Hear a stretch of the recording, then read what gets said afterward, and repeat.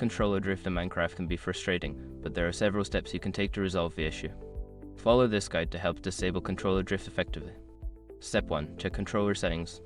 Access the settings menu on your gaming device and navigate to the controller settings. Look for options related to dead zones or sensitivity adjustments. Step 2. Adjust dead zones. Increase the dead zone settings for your controller. This will help prevent minor movements from being registered as input, which can reduce drift. Step 3. Update controller firmware. Ensure your controller's firmware is up to date. Manufacturers often release updates that could fix bugs and improve performance, including issues related to drift. Step 4. Clean the controller. Physically clean your controller, especially around the thumbsticks. Dust and debris can cause stick drift, so using compressed air or a soft cloth can help.